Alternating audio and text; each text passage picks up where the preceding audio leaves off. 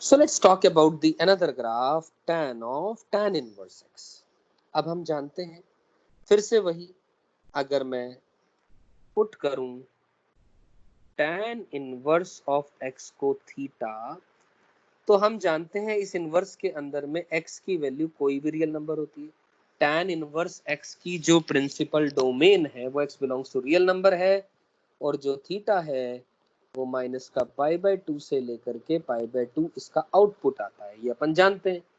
तो as a result अगर मैं बात करूं यहाँ पर y is equal to tan of, अब इस tan इनवर्स x की जगह पर मैं थीटा सब्स्टिट्यूट कर सकता हूँ। अब ध्यान से देखें दोस्तों, यहाँ पर मैं कमेंट करूं जब tan इनवर्स ऑफ x की वैल्यू थीटा है तो मतलब x की वैल्यू tan थीटा के इक्वल आई, यानी tan थीटा की वैल्यू x के इक्वल आई, यानी y की वैल्यू क्या आ गई, x आ गई।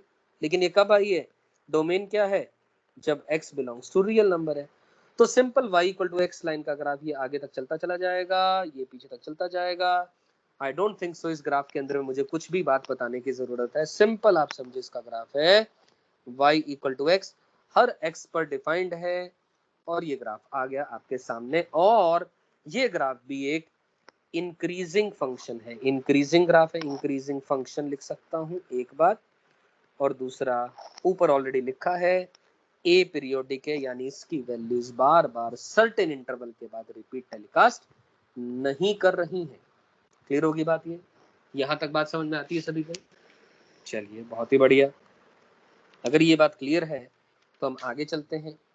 तो फिर से अगर मैं यहाँ पर पूछना चाहूँ आपसे कुछ, जैसे कि मान लीजिए ये क्वेश्चन मैंने इनपुट किया आपके लिए, y is equal to tan of tan inverse of, मैंने 1 सब्स्टिट्यूट किया, अगर मैंने x की वैल्यू 1 पुट करी तो इसका आंसर आएगा tan ऑफ, tan इनवर्स 1 क्या होता है, π/4, tan π/4 की वैल्यू क्या आएगी, 1, सही। और इसी तरह मान लो y is equal to tan of tan inverse of √3 put किया, तो यानी tan ऑफ tan इनवर्स √3 का मतलब 60 डिग्री होता है। अब tan 60 डिग्री की वैल्यू क्या हो जाएगी, √3 हो जाएगी। तो आप देख पा रहे हैं एक चीज, जो x इनपुट हो रहा है वही आउटपुट आ रहा है, जो इनपुट है वही आउटपुट आ रहा है। तो हम वही तो कह रहे हैं, आउटपुट क्या आ रहा है हमारा, ग्राफ क्या आ रहा है finally, y equal to x। तो जो x आया वही तो वही आया। क्लियर? सो ये रहा हमारे पास tan of tan inverse x का ग्राफ। आगे चलते हैं cot of cot inverse x के ग्राफ पे। हमेशा की तरह अपन लोग पुट कर देते हैं cot इनवर्स ऑफ x को थीटा। अब फिर से मैं बात करूं कि जो x है वो रियल नंबर को बिलोंग कर रहा है, x है किसको बिलोंग कर रहा है, रियल नंबर को। ये तो ग्राफ हमें जानते हैं हम लोग cot इनवर्स x का ग्राफ। और जो थीटा है उसकी वैल्यू 0 से लेकर के पाई आती है ना, थीटा की वैल्यू cot इनवर्स के अंदर में 0 से लेकर के पाई आती है। ये बात समझ में आती है? अगर मैं ग्राफ बनाना चाहूँ cot इनवर्स x का ग्राफ, तो अपन लोग सब जानते हैं ग्राफ इसका कैसा ग्राफ होता है। This is the required graph. ये जो लाइन है, ये वाली लाइन 0, पाई को डिनोट करती है। This is 0, π/2 and this is 0, 0। सही है? तो cot इनवर्स x थीटा आया, यानी x की वैल्यू कोई भी रियल नंबर और थीटा की वैल्यू 0 से लेकर के पाई। और यहाँ से हम लिख सकते हैं x की वैल्यू को हम लिख सकते हैं cot थीटा, उसमें कोई भी इशू या कंफ्यूजन नहीं है। यहाँ तक क्लियर हो गई बात? अब ध्यान से देखें दोस्तों, अब y is equal to cot के अंदर में थीटा आ जाएगा, y equal to cot theta, और cot थीटा की वैल्यू ऑलरेडी आप निकाल चुके हैं x, यानी y की वैल्यू x आ गई। तो यानी नटशेल में अगर मैं बात करूं, नटशेल में बोलूं तो फंक्शन क्या आ गया, y की वैल्यू x आ गई, such that x belongs to all real number. तो फिर से ये ग्राफ वैसा ही आएगा जैसा कि मैं लिख दे रहा हूं, same as tan of tan inverse of x, उसी जैसा ग्राफ होगा। ये एंगल 45 डिग्री होगा और ग्राफ चलता जाएगा। ए पीरियोडिक नेचर है, ये नजर आ रहा है, कोई पीरियोडिसिटी नहीं आ रही है, कोई कुछ इंटरवल के बाद रिपीट नहीं हो रहा।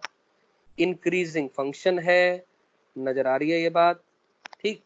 और फिर से अगर मैं इनपुट करा के देखूं, अगर मैं कोई भी वैल्यू, ध्यान से देखें दोस्तों, y is equal to cot of, अब कॉट इनवर्स में अगर मैं 1 सब्स्टिट्यूट करूंगा तो कॉट इनवर्स 1 क्या होता है, pi by 4, cot pi by 4 की वैल्यू 1। इसी तरह y is equal to cot of cot inverse के अंदर में -1 डालेंगे तो यानी कॉट ऑफ, अब कॉट के अंदर में कॉट इनवर्स में -1 जाएगा तो -1 की वैल्यू कहीं ना कहीं यहाँ होती है, तो -1 पर वैल्यू 3 पाई बाय 4 होती है, यानी 3 पाई बाय 4। अब कॉट 3 पाई बाय 4 की वैल्यू क्या आती है, -1 आती है। यानी आपके सामने ये रहा graph y equal to x, जो इनपुट है वही का वही आउटपुट है। क्लियर, चलिए ये भी समझ में आ गया। अब चलते हैं cosec of cosec inverse x पर।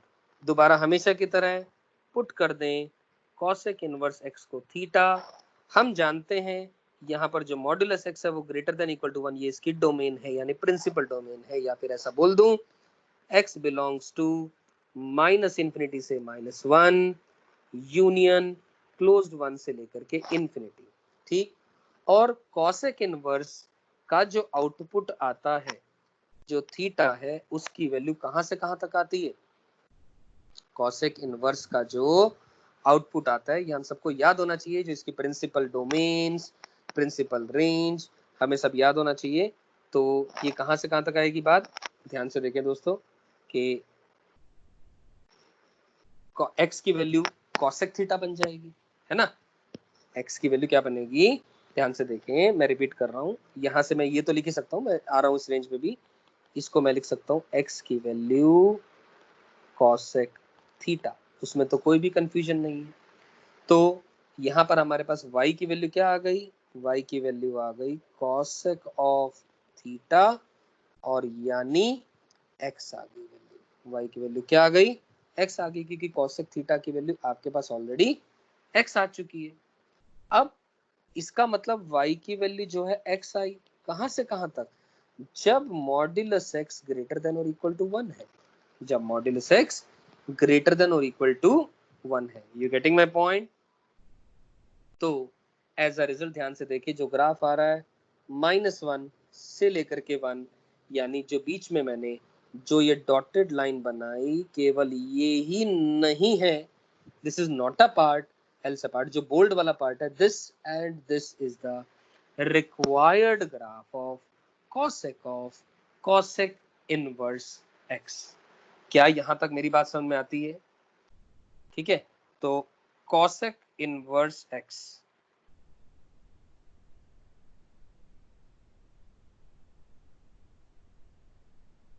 तो आप ध्यान से देखें ये ग्राफ भी ए पीरियोडिक है नेचर में, कोई इंटरवल के बाद वैल्यूज में रिपीट टेलीकास्ट नहीं हो रहा है।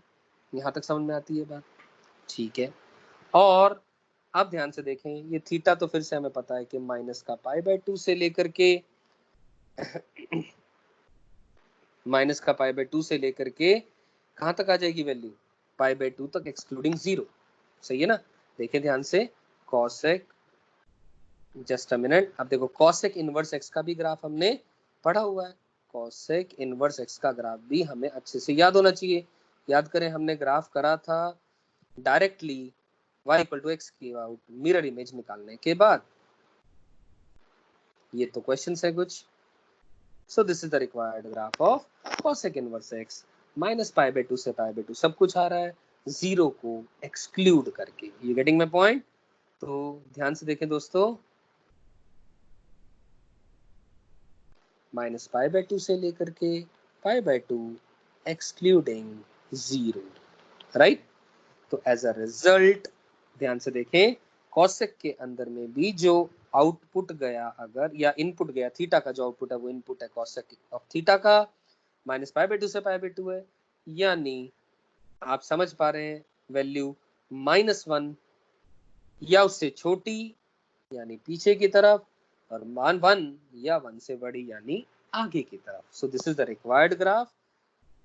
और इसी तरह मैं आपके सामने अगर मैं वैल्यू हमेशा की तरह यहाँ भी लेकर के दिखाऊं तो ध्यान से देखें cosec ऑफ, अगर बात करूं y is equal to cosec of cosec inverse x के अंदर में अगर मान लीजिए मैंने x की जगह सब्स्टिट्यूट कर दिया, लेट अस से मैंने वैल्यू 1 पर बात करना चाह रहा हूं, अब cosec इनवर्स 1 क्या होगा, cosec इनवर्स 1 पाई बाय 2 हो जाएगा, यानी cosec के अंदर में पाई बाय 2 जाएगा, यानी जो कि वैल्यू 1 आएगी। और इसी तरह y is equal to cosec के अंदर में cosec इनवर्स के अंदर में अगर -1 जाएगा तो वैल्यू cosec ऑफ माइनस का पाई बाय 2 जाएगी, जो कि वैल्यू -1 होगी। यानी जो इनपुट है वही आउटपुट आ रहा है, बस इस डोमेन के अंदर में ही अपने को बात करनी है। और ध्यान से देखें दोस्तों, ये भी एक इंक्रीजिंग फंक्शन है, x बढ़ रहा है तो y भी बढ़ता चला जा रहा है। Clear? So moving on to the sixth function of the same type, secant of secant inverse x. You getting my point? अब secant inverse x के अंदर में अगर मैं बात करूं तो ध्यान से देखिए दोस्तों, फिर से पुट कर दूं अगर मैं secant inverse x को थीटा, तो हम जानते हैं जो मॉड्यूलस x है यहाँ भी ग्रेटर देन इक्वल टू 1 है, और जो थीटा है उसकी वैल्यू हम जानते हैं क्लोज 0 से लेकर के क्लोज्ड पाई है, एक्सक्लूडिंग पाई बाय 2। ये इसकी प्रिंसिपल डोमेन और रेंज लिख दी। अब सीकेंड इनवर्स एक्स थीटा के इक्वल है, यानी एक्स की वैल्यू सीकेंड थीटा है, वाई हमारे पास सीकेंड के अंदर में थीटा गया, तो y is equal to secant of theta, secant theta की वैल्यू x निकाल दी हमने, यानी y इक्वल टू x आया। लेकिन कब, जब modulus x greater than equal to 1 है। तो ध्यान से देखिए दोस्तों, this is the graph same as किसका, cosec of cosec inverse x। यहाँ तक बात समझ में आती है? और ये ग्राफ भी ए पीरियोडिक इन नेचर है, कोई भी वैल्यू रिपीट नहीं कर रही आफ्टर सर्टेन ड्यूरेशन और एन इंटरवल, और ये भी एक इंक्रीजिंग फंक्शन है, जैसे जैसे x बढ़ रहा है y बढ़ता चला जा रहा है। आप वैल्यू इनपुट करके देख सकते हैं, जैसे कि y is equal to secant of secant inverse के अंदर में 1 आउटपुट चला जाएगा। अब सीकेंट इनवर्स के अंदर में 1 जाएगा, तो बताइए जरा आउटपुट कैसे आएगा, आउटपुट फिर दोबारा ये वैल्यू सीकेंट ऑफ 0 जाएगा, यानी ये वैल्यू आउटपुट 1 ही तो आएगा। सेम इनपुट है तो सेम आउटपुट है, बस बशर्ते ध्यान रहे कि -1 से 1 के बीच में ग्राफ डिफाइंड नहीं है, यानी -1 से पीछे पीछे डिफाइंड है और 1 से आगे आगे डिफाइंड है। तो एक बात लिखिए कि फर्स्ट एंड सेकंड ये दोनों, third and fourth, fifth and six, ये सारे आइडेंटिकल फंक्शन, आइडेंटिकल फंक्शन समझते हैं सब लोग, वो दो फंक्शन जिनकी domain same, range same, same input पर सेम आउटपुट आ रहा है, दोनों फंक्शन में उनका आइडेंटिकल फंक्शन कहा जाता है। 1 and 2 का मतलब sine of sine inverse x and cos of cos inverse x, tan of tan inverse x and cot of cot inverse x, और 5 और 6 मतलब cosec of cosec inverse x and secant of secant inverse x. ये सारे के सारे identical functions हैं।